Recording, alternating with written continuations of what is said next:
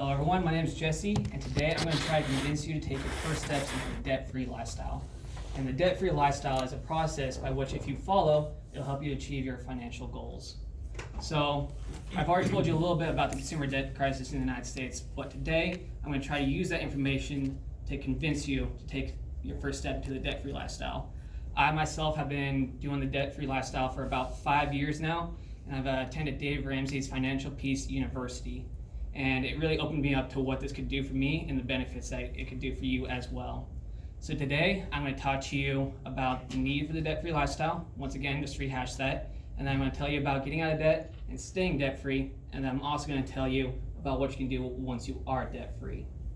Now, the consumer debt crisis in the United States. So according to the article, U.S. Consumer Debt Crisis by Bill Fay, as of quarter 4, 2018, the United States is in $13.51 trillion in debt, and that's across all aspects of debt. So the home right now is leading the way, so that mortgage is at $9 trillion. And a close second is student loan debt, and that's at $1.44 trillion. Now, if we break that down into age groups, across all age groups, it is $90,000 plus or minus a little bit per person in the United States. For the age group that applies to the majority of us here in this room, which is 35 and under, it totals in at $67,000. Now, per household in the United States, so an average family of about 4, it's about $137,000. So as you can see, this chain needs to be cut, and this is what the debt-free lifestyle is trying to do. It's trying to get all that debt paid away so we're no longer a slave to the dollar. So next, I want to talk to you about getting debt-free and staying debt-free. So according to that survey I had you guys fill out, the second one, about 62% of you wanted to know more about the debt-free budget. So I've created some examples here today that I can kind of show you a little bit better, actually give you some numbers and what the debt snowball looks like. So when you're building your first budget, what you want to do is start with your income. So this is our first one here. So you start with your income. And once you got that, what you want to do is save about 5 to 10% of that income. So in this scenario, we're doing $100. So it's a nice, easy number, nice round number, pretty achievable. After that, you're gonna list all of your recurring payments. I said, for simplicity purposes, I said insurance and dining out. Just a couple of quick ones. Then after that, you're gonna list your debts from smallest for your cell phone down to home. And once you have all of those listed out, those should equal your income. So as you can see, your income here is $2,000, your total is now $2,000. At the bottom, keep an eye on this, is your total debt payments. So in this scenario, probably not likely, but your total debt payments is $1,700. Now, once you get all this listed out, what you want to do is go through your budget and cut out any frivolous spending. And what do I mean by frivolous spending? In this scenario, I use dining out. So dining out, you don't need to go dining out. You can eat at home. You already have the food, so why go spend money to get some more expensive food? So in this case, we cut out the dining out, and when you do that, you roll it into your first smallest debt. So in this case, it's the cell phone. So instead of paying $75, you're now paying $125. So you're essentially paying that debt off in about half the time. So as you keep paying off debts, you're going to keep rolling them into the next biggest debt until eventually they're all going to go into your biggest one, which in this case is home. So if you look at it before, you're paying about $12.75 a month. Now you're paying $17.50 a month. So you're paying that off about a third faster. So if you had a 15-year mortgage, you're now paying it off in 10 instead. So it's called the debt snowball, is what this is called. So it's just a process to get you out of debt quicker. So if you're paying all these just as they were and you weren't putting any more money, so say you pay off your cell phone and you don't roll that money over, it's just going to take longer for that money to go away, and it's going to accrue interest as well. So eventually you'll get to this point, and then once you pay off your home, you are going to be debt-free at that point in this scenario. So once you are debt-free, this is where the true freedom comes in. At this point, you can do whatever you want with your money. In this case, I created this budget of what something could look like.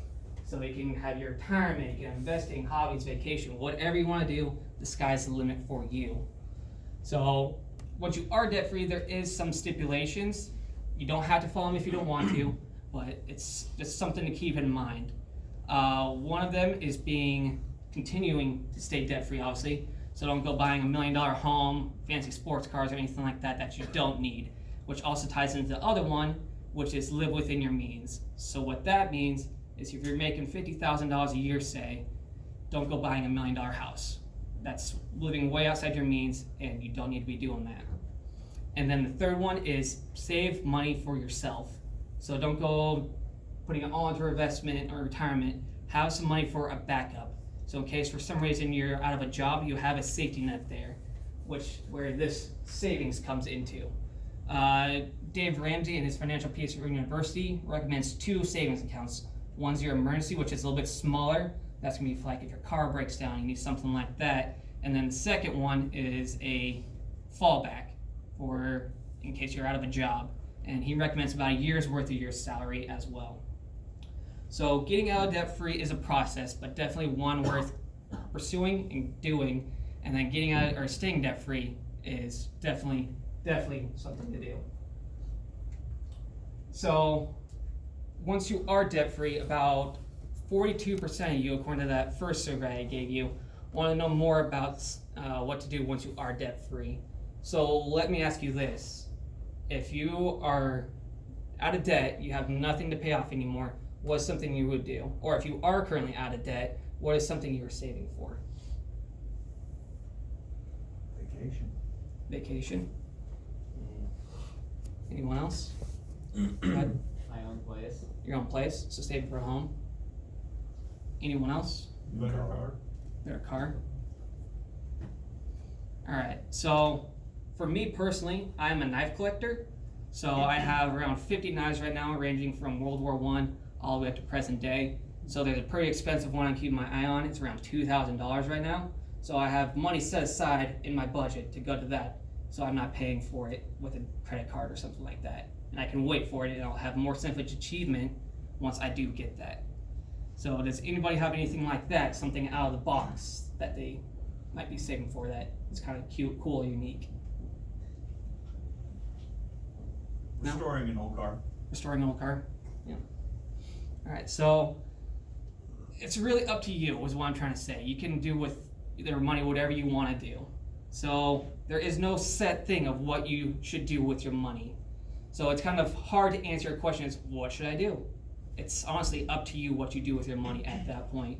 But if you do follow Dave Ramsey's Financial Peace University to a T, he recommends three things. 1, save for the future. So your retirement account, your 401k, your IRA, any of that stuff. As long as it's going towards an account where you won't touch it until you're retired. So when you are retired, you're set up. You don't have to worry about working, and you can relax and enjoy your retirement. The second thing is investing. That could be into the stock market, into real estate, into your own personal business. Whatever it is, just get that money working for you to help you build that wealth in the long run. And then the third thing is if you're planning on having a family, set up a college fund and or a trust fund for your kids. So once they reach that age, they have that backing there so they can focus on school.